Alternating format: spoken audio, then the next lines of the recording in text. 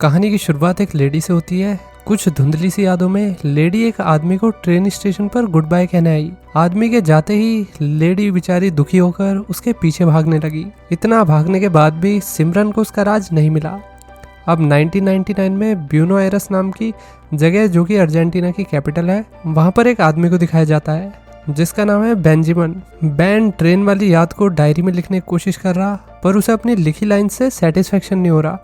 उसने पूरा पैराग्राफ काट दिया। फिर बेंजामिन 21 जून 1974 के इंसिडेंट के बारे में लिख रहा। एक कपल की कुछ टाइम पहले ही शादी हुई थी। लड़की का नाम लिलियाना और उसके पति का नाम था रिकार्डो। दोनों नाश्ता करते हुए ट्रिप के बारे में बात कर रहे। दोनों 1-2 दिन में ट्रिप पर जाने वाले थे। उन्हें नहीं पता था कि आज का नाश्ता उनका साथ में आखिरी नाश्ता होने वाला है। लिलियाना को किसी ने बुरी तरह असोल्ट करके उसका मर्डर कर दिया, वो भी उसी दिन, यानी कि 21 जून 1974 को। प्रेजेंट में बेंजामिन इस याद से बहुत दुखी हुआ। उसने पन्ना फाड़ के डस्टबिन में फेंक दिया। अगले दिन बेंजामिन कोर्ट हाउस में अपनी दोस्त आयरिन से मिलने आया। आयरिन जज थी। दोनों एक दूसरे को देख के खुश हो रहे। बेंजामिन रिटायर्ड जुडिशियल एम्प्लॉय था। बेंजामिन ने आयरिन को अपना प्लान बताया कि मैं 25 साल पहले के मोराल्स केस के ऊपर नोवेल लिख रहा हूँ। आयरिन थोड़ी सरप्राइज हुई। स्टिल उसने बेंजामिन को नोवेल लिखने के लिए सपोर्ट करते हुए पुराना टाइपराइटर गिफ्ट कर दिया। फ्लैशबैक में 25 साल पहले बेंजामिन और उसका सबऑर्डिनेट, जो कि उसका दोस्त भी था, मिस्टर सैंडोवॉल, उन दोनों को आयरिन से उनके सुपीरियर ने पहली बार मिलवाया। बेंजामिन आयरिन को पहली बार देख के ही कहीं खोसा गया था। कुछ दिन बाद रोमानो नाम के काउंसलर ने बेंजामिन को क्राइम सीन पर जाने को कहा। ये वही जगह थी जहाँ लिलियाना को असोल्ट करके उसका मर्डर किया गया था। बेंजामिन क्राइम सीन पर आया। उसने लिलियाना को बिना कपड़ों के इतनी बुरी हालत में देखा कि उसकी हालत ही खराब हो गई। बेंजामिन को पता लगा कि लिलियाना बस 23 साल की लड़की थी। अभी कुछ टाइम पहले उसकी शादी रिकार्डो से हुई थी। इस बात से बेंजामिन और हर्ट हो गया। पड़ोसियों का शक ये था कि लिलियाना का मर्डर पास में चल रही कंस्ट्रक्शन साइट के वर्कर्स ने किया है। दोनों वर्कर 2 दिन से बारिश की वजह से काम पे नहीं आए। अब बेंजामिन पुलिस ऑफिसर के साथ लिलियाना के पति रिकार्डो के पास आया। रिकार्डो इस न्यूज से सदमे में था। बेंजामिन और ऑफिसर ने रिकार्डो से कई सवाल पूछे। उसने सारे सवालों के जवाब दे दिए। दिन बीते और रोमानो ने आके बताया कि चिंता करने की कोई ज़रूरत नहीं है, मैंने केस सॉल्व कर लिया है। शॉकिंगली कंस्ट्रक्शन साइट वाले वर्कर्स ही मर्डर्स थे। दोनों अभी कस्टडी में ही है। जज ने रोमानो की तारीफ की कि उसने इतनी जल्दी इस केस को सॉल्व कर लिया, लेकिन बेंजामिन को कुछ डाउट हो रहा था। वो सीधा पुलिस स्टेशन आकर वर्कर्स से मिला। दोनों वर्कर्स की हालत इतनी बुरी हो रखी थी, उन्हें इतना मारा गया जिसके चलते दोनों ने डर के कन्फेशन लेटर पे साइन कर दिया। इस बात से गुस्सा होके कोर्ट हाउस में ही बेंजामिन रोमानो से लड़ाई करने लगा। तुमने दोनों वर्कर को पिटवाया, उन्हें डरा धमका के उनसे झूठा कन्फेशन करवाया। वर्कर्स निर्दोष थे। रोमानो बोला, उन्हें कोई नहीं जानता, क्या ही फर्क पड़ता है, वे मर भी गए तो क्या ही हो जाएगा। बेंजामिन चिल्लाया, मैं तुम्हारे खिलाफ केस करूंगा। तुमने बेकसूर लोगों को फंसाया है। तुम इस जगह पर वापस कभी नहीं आ पाओगे। रात को बेंजामिन सो रहा, उसे लिलियाना केस की बातें सताए जा रही। बेंजामिन उठ के रिकार्डो से मिलने आ गया। बेंजामिन ने उसके घर आके लिलियाना की फोटो एल्बम देखी। लड़की की अलग अलग एज की फोटो सभी एल्बम में थी। रिकार्डो नहीं चाहता कि उसकी बीवी के कातिल को एक आसान मौत मिले। वो चाहता था कि किलर को ताउम्र जेल में रखा जाए। उसे हर दिन अपने किए का पछतावा होना चाहिए। बेंजामिन ने फोटो को ध्यान से देखा तो एक आदमी लिलियाना को हर फोटो में घूरे जा रहा था, यहाँ तक कि उसकी बचपन की फोटो में भी। रिकार्डो ने थोड़ा सर्च किया तो उसे पता चला कि इसका नाम है इजीडोरी गोमेज। रिकार्डो ने गोमेज के घर शिविलकॉय में कॉल की। कॉल उसकी माँ ने उठाई। उसकी माँ ने बताया कि गोमेज तो 1 महीने पहले ही जॉब के लिए ब्यूनस आयर्स चला गया। रिकार्डो ने पूछा, आप किसी लिलियाना नाम की लड़की को जानती हो क्या? तो लेडी बोली, हाँ बेटा, गोमेज के ब्यूनस आयर्स में शिफ्ट होने से पहले लिलियाना और गोमेज मिला करते थे। ये सब सुन के रिकार्डो बिखर गया। उसके आंसू नहीं रुक रहे थे। बेंजामिन पुलिस ऑफिसर के साथ गोमेज के वर्क प्लेस पर होटल गया, लेकिन गोमेज कहीं नहीं मिला। सबसे बातचीत करके पता लगा कि गोमेज 1 हफ्ते की सैलरी लिए बिना ही अचानक कहीं गायब हो गया है। इस बात से उनका शक और बढ़ गया। बेंजामिन ने जज से परमिशन मांगी कि मैं गोमेज की माँ के घर जाके उनसे सवाल जवाब करना चाहता हूँ। जज ने ये कहते हुए मना कर दिया, इसका कोई फायदा नहीं होगा, ऐसा करने से सबको तकलीफ होगी। जज को बेंजामिन और रोमानो की लड़ाई के बारे में पता लग गया था। गुस्से में जज ने बेंजामिन का किसी दूर जगह पर ट्रांसफर कर दिया। बेंजामिन ने हार नहीं मानी। वो सैंडोवॉल के साथ शिविलकॉय गया। गोमेज की माँ बाहर घूमने गई थी तो उनके जाते ही बेंजामिन और उसका दोस्त घर में घुस के तलाशी लेने लगे। गोमेज ने अपनी माँ को कई सारे लेटर भेज रखे थे। बेंजामिन और सैंडोवाल ने लेटर पढ़ने शुरू किए। इतने में गोमेज की माँ घर पे आ गई। दोनों को घर से जल्दी से लेटर लेके भागना पड़ा। ऑफिस आकर उन्होंने लेटर पढ़े, लेकिन लेटर से कुछ खास नहीं मिला। अब बेंजामिन और सैंडोवाल को जज ने बुलाया। तुम दोनों गोमेज की माँ के घर बिना परमिशन के घुस गए। उन्होंने तो तुम्हें नहीं देखा, लेकिन पड़ोसियों ने देख लिया और तुम्हारी कार की प्लेट नंबर की फोटो पुलिस को दिखा दी। जज गुस्से में था। आयरीन को भी बेंजामिन से ऐसी उम्मीद नहीं थी कि वो इतनी बचकानी हरकत करेगा। कुछ टाइम बाद आयरीन ने बेंजामिन को बुला के बताया कि मैंने इस बार जज से रिक्वेस्ट करके तुम्हें बचा लिया, आगे से ऐसी कोई गलती नहीं होनी चाहिए। बेंजामिन उससे थैंक यू कह रहा। आयरीन ने लिलियाना की फाइल आर्काइव करने के लिए कही, क्योंकि उसका केस क्लोज हो चुका था। बेंजामिन काफी निराश हुआ, पर उसके पास अभी ऑर्डर मारने के अलावा दूसरा कोई रास्ता नहीं था। बैक टू प्रेजेंट, आयरीन और बेंजामिन आयरीन की एंगेजमेंट फोटो देख रहे हैं। बेंजामिन के शिविलकोए से आने के एक हफ्ते बाद ही आयरीन की एंगेजमेंट हो गई थी। एक फोटो में सब कैमरे में देख रहे। बेंजामिन आयरीन को बड़े प्यार से देख रहा। आयरीन खुश है कि बेंजामिन नोवेल लिख रहा है, पर आयरीन नहीं चाहती कि बेंजामिन पास्ट की बातों में ही उलझा रहे। आयरीन शादीशुदा है, उसके बच्चे हैं और वो चाहती है कि बेंजामिन भी अपनी लाइफ में आगे बढ़े। आयरीन बेंजामिन के माथे को किस करके चली गई। 1975 में बेंजामिन अचानक ट्रेन स्टेशन पर रिकार्डो से मिला। वो बस उसे ट्रेन स्टेशन पे ऐसे दिख गया। लिलियाना को गुजरे हुए 1 साल हो गया था। रिकार्डो ने बताया कि वो काम के बाद हर दिन अलग अलग स्टेशन पर जाता कि शायद मुझे किसी दिन गोमेज मिल जाए और मैं उसे पकड़ लूं। रिकार्डो के लिए लिलियाना को भूलना बहुत मुश्किल था, या कहो पॉसिबल ही नहीं था। उसके साथ बिताई यादें एकदम सपने जैसी खूबसूरत थी। हालांकि अब उसकी यादें धुंधली होने लगी थी। बेंजामिन को ये सब सुन के बहुत बुरा लग रहा। फिर बेंजामिन और सैंडोवाल आयरीन से मिलने आए। उन्होंने रिकार्डो की सिचुएशन आयरीन को बताई। रिकार्डो की लाइफ अपनी बीवी के जाने के बाद एक जेल बन गई है।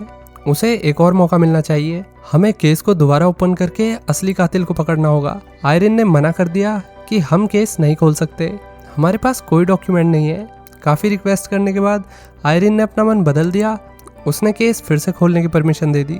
सैंडोवाल ने बेंजामिन को बताया कि मुझे एक क्रूशियल इन्फॉर्मेशन मिली है। गोमेज ने अपने हर लेटर में हर सिचुएशन में एक नए बंदे का रेफरेंस दिया था। अपने सोर्सेज से सैंडोवाल ने सारे नामों की लिस्ट बनवा के उन बंदों के बारे में पता लगाया, तो सारे जाने माने फुटबॉल क्लब के मेंबर थे। मतलब क्रिमिनल फुटबॉल का बहुत डाई हार्ड फैन है। वो अपनी टीम का कोई भी मैच मिस नहीं करता होगा। अब बेंजामिन और सैंडोवाल फुटबॉल मैच देखने आ गए। इतनी भीड़ में गोमेज को ढूंढना मुश्किल था। सब प्लेयर को चीयर कर रहे थे। बेंजामिन सैंडोवाल के साथ गोमेज को ढूंढने में लगा हुआ था। दोनों का ये चौथा मैच था, लेकिन अभी तक उन्हें गोमेज कहीं नहीं मिला। फिर एक मैच में चमत्कार हुआ और बेंजामिन को भीड़ में थोड़ी दूरी पर गोमेज दिख गया। दोनों गोमेज को पकड़ने के लिए भागे, लेकिन गोमेज भीड़ का फायदा उठा के भाग गया। इतना भागने के बाद भी बेंजामिन और सैंडोवाल गोमेज को नहीं पकड़ पाए। पुलिस भी ग्राउंड पे आ रखी थी, स्टिल गोमेज किसी के हाथ नहीं आया। सैंडोवाल वॉशरूम आया, उस पर गोमेज ने पीछे से हमला कर दिया और गोमेज फिर भागने लगा। लेकिन इस बार उसकी किस्मत इतनी अच्छी नहीं थी और पुलिस ने गोमेज को धर लिया। गोमेज इंटेरोगेशन रूम में बैठा और बेंजामिन आयरन के साथ बाहर था। बेंजामिन को पक्का भरोसा था कि गोमेज ही किलर है, इसलिए उसने कहा कि मैं बिना जज या लॉयर के सवाल जवाब करूंगा। इसके लिए आयरीन राजी नहीं थी। हालांकि बेंजामिन को आयरीन की बात से घंटा फर्क नहीं पड़ा। वो गोमेज से इंटेरोगेशन रूम में आकर सवाल कर रहा, बताओ तुमने लिलियाना को क्यों मारा? गोमेज बोल रहा, मैंने कुछ नहीं किया, मैं और लिलियाना बचपन से अच्छे दोस्त थे, मुझे तो पता भी नहीं था कि उसकी मौत हो चुकी है। आयरन रूम में आई, उसकी शर्ट का एक बटन खुला हुआ था और गोमेज आयरन को गंदी नजरों से बिना किसी डर के घूरे जा रहा। अचानक से आयरन बेंजामिन से बोली, मुझे नहीं लगता कि इस बच्चे जैसे दिखने वाले गोमेज ने लिलियाना को मारा होगा। लिलियाना को किसी ने बहुत बुरी तरह मारा, मतलब कोई हट्टा खट्टा आदमी होगा जिसने क्राइम किया होगा। गोमेज तो चूजे जैसा दिख रहा है, लिलियाना किसी अच्छे से दिखने वाले बंदे से मिली होगी। गोमेज तो कतई टट्टी जैसा है, वो इससे क्यों मिलेगी? और लिलियाना के असोल्ट को देख के लगता है कि जिसने उसका रेप किया है वो कोई लंबा चौड़ा आदमी था, ये चूजा तो नहीं हो सकता। एकदम से गोमेज खड़ा हुआ और उसने अपनी पैंट की जेब खोल के कहा, खुद ही देख लो मेरी मर्दानगी। आयरन बार बार गोमेज की बेइज्जती करे जा रही, तुम नामर्द कहीं के, तुम में हिम्मत नहीं कि तुम किसी लड़की का भी सामना कर सको। गोमेज का गुस्सा कंट्रोल से बाहर हो गया, उसने आयरन के कान पे घुमा के मारा। गोमेज ने बड़े प्राउडली एक्सेप्ट कर लिया, मैंने ही लिलियाना को मारा है। इसके बाद गोमेज को अरेस्ट किया गया और उसे लाइफ सेंटेंस की सजा हुई, यानी कि पूरी जिंदगी उम्र कैद। रिकार्डो खुश था, उसकी बीवी का किलर फाइनली सलाखों के पीछे चला गया। कुछ टाइम बाद आयरिन अपनी शादी की तैयारी में बिजी हो गई। रिकार्डो घर पे टीवी देख रहा, अचानक से उसे शौक लगा कि टीवी में ऐसी न्यूज चल रही जो किसी ने सोची भी नहीं थी। रिकार्डो बेंजामिन को कॉल करके न्यूज देखने को कहता है। बेंजामिन ने न्यूज देखी तो गोमेज को जेल से छोड़ दिया गया था। इवन अब वो अर्जेंटीना प्रेसिडेंट का बॉडीगार्ड बन चुका था। आयरिन और बेंजामिन रोमानो के ऑफिस आए। तुमने इतने खतरनाक क्रिमिनल को जेल से बाहर निकलने में हेल्प की, रोमानो ने बताया। गोमेज ने जेल में कुछ टाइम तक सजा काटी, फिर उसने साबित कर दिया कि वो इंटेलिजेंट है, नजर रखने में उससे तेज कोई नहीं, जिसके चलते गवर्नमेंट ने गोमेज को फ्री करके उसे गवर्नमेंट एजेंट बना दिया। इसके लिए गोमेज का पास्ट कुछ भी हो, उससे गवर्नमेंट को कोई फर्क नहीं पड़ता। बेंजामिन जानता था कि रोमानो ने ये सब कुछ कोर्ट हाउस में हुई लड़ाई का बदला लेने के लिए किया है।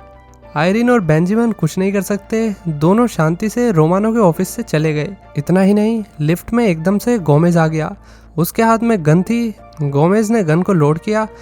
इनडायरेक्टली वो बेंजामिन और आयरिन को डरा रहा था। बेंजामिन ने सारी बात रिकार्डो को बताई। रिकार्डो करप्ट जस्टिस सिस्टम से दुखी हो गया। उसने बेंजामिन को थैंक यू कहा। जितना भी बेंजामिन ने उसके लिए किया, उसके लिए वो सच में शुक्रगुजार था। रिकार्डो ने यह भी कहा कि अगर बेंजामिन ना होता तो वे लोग यहाँ तक भी नहीं पहुँच पाते। आयरिन ने बेंजामिन से पूछा कि तुम मेरे साथ इतने अच्छे से बात करते हो, मुझे ऐसे देखते हो, क्या बात है? लड़की चाहती थी कि बेंजामिन अपनी फीलिंग्स को कन्फेस करे, लेकिन बेंजामिन था सख्त लौंडा। उसने बस इतना कहा कि जिसमें तुम्हारी खुशी है उसी में मेरी खुशी है। तुम्हें तुम्हारी अपकमिंग शादी के लिए बहुत सारी बधाइयाँ। उम्मीद करता हूँ कि तुम्हारी शादीशुदा जिंदगी बहुत अच्छी होगी। आयरिन ने एक और मौका देते हुए कहा, शाम को मेरे साथ कॉफी पर चलोगे? तभी एक एम्प्लॉय ने बताया कि सैंडोवल को बार में लड़ाई और हाथापाई के लिए पुलिस पकड़ के ले जा रही है। बेंजामिन तुरंत बार में आकर मैटर को संभाल के अपने दोस्त को ले गया। आज रात बेंजामिन को आयरिन से मिलना है, वो अपने दोस्त के साथ घर पर नहीं रुक सकता। बेंजामिन सैंडोवल के घर जाकर उसकी बीवी से रिक्वेस्ट कर रहा कि आज रात के लिए सैंडोवल को अपने घर रख लो। लेडी मान गई।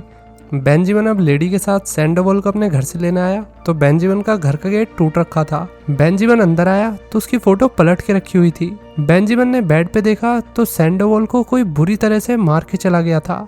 लेडी अपने पति को मुर्दा देख के तेज तेज रोने लगती है। इस इंसिडेंट के बाद बेंजामिन और आयरिन ट्रेन स्टेशन पर आ गए। इस टाउन में रहना बेंजामिन के लिए सेफ नहीं था। दोनों को शक था कि गोमेज ने ही सैंडोवल का मर्डर करवाया है। गोमेज आयरिन को कुछ नहीं कर सकता क्योंकि आयरिन का फैमिली बैकग्राउंड, उसके फादर बहुत ही ज्यादा स्ट्रॉन्ग है।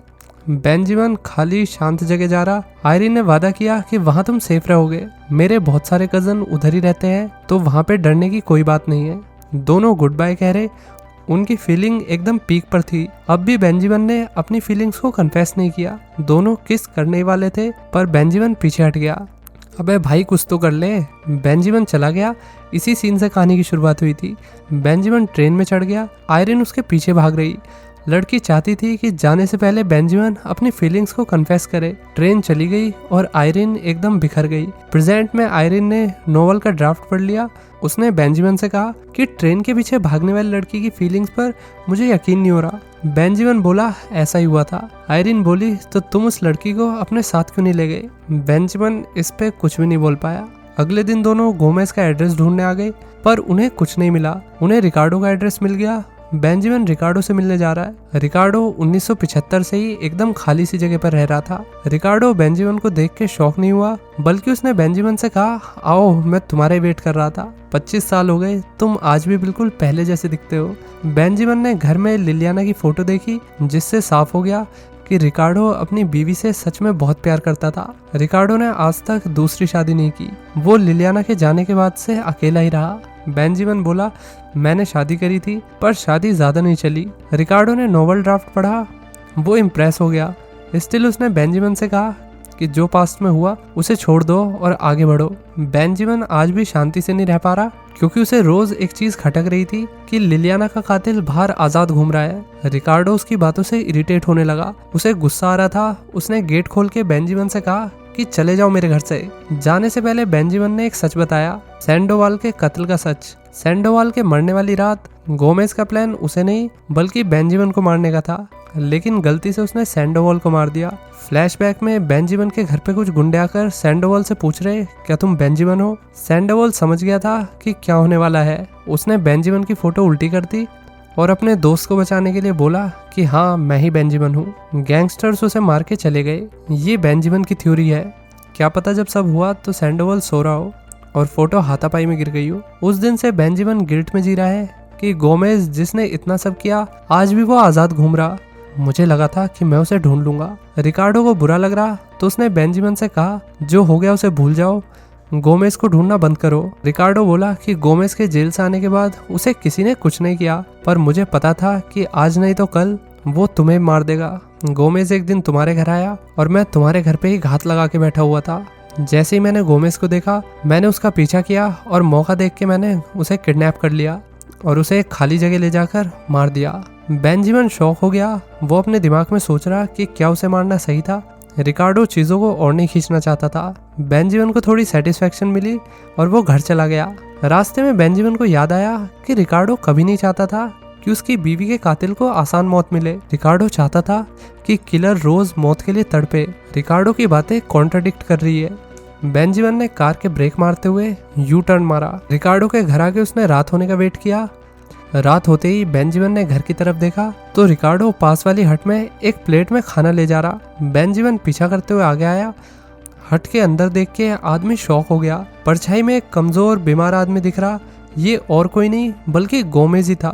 रिकार्डो ने इतने सालों से गोमेज को बंदी बना के रखा हुआ है। गोमेज की हालत इतनी बुरी थी कि वो ठीक से चल भी नहीं पा रहा। अब बेंजामिन अंदर आ गया और गोमेज बेंजामिन से रिक्वेस्ट करने लगा कि प्लीज रिकार्डो से कहो कम से कम मुझसे बात तो करे। रिकार्डो ने इतने सालों से गोमेज से एक शब्द तक नहीं कहा। गोमेज मुड़ा और सलाखों के पीछे जाकर शांति से बैठ गया। बेंजामिन को फाइनली सेटिस्फेक्शन मिला कि गोमेज ऐसी पनिशमेंट डिजर्व करता था। बेंजामिन चुपचाप वापस शहर में आ गया। उसने सैंडोवॉल की ग्रेव पर फूल चढ़ाए। बेंजामिन आयरीन के ऑफिस आया। आज उसने अपने प्यार का इजहार करने का सोच लिया। मुझे तुम्हें कुछ बताना है। आयरीन जानती थी कि बेंजामिन क्या कहने वाला है। सोच लो जो तुम कहने वाले हो उसका क्या नतीजा होगा। मुझे कोई फर्क नहीं पड़ता। दोनों ने हल्की सी स्माइल की। अब उनके प्यार का चैप्टर बुढ़ापे में शुरू होगा। आयरीन ने गेट बंद करने को कहा और इसी के साथ ये बेहतरीन कहानी यहीं पे ख़त्म हो जाती है। तो दोस्तों ये कहानी मुझे तो बहुत पसंद आई। आप लोगों को कैसी लगी लाइक और कमेंट करके ज़रूर बताना। तो चलिए मिलते हैं नेक्स्ट वीडियो में। Till then take care, bye bye.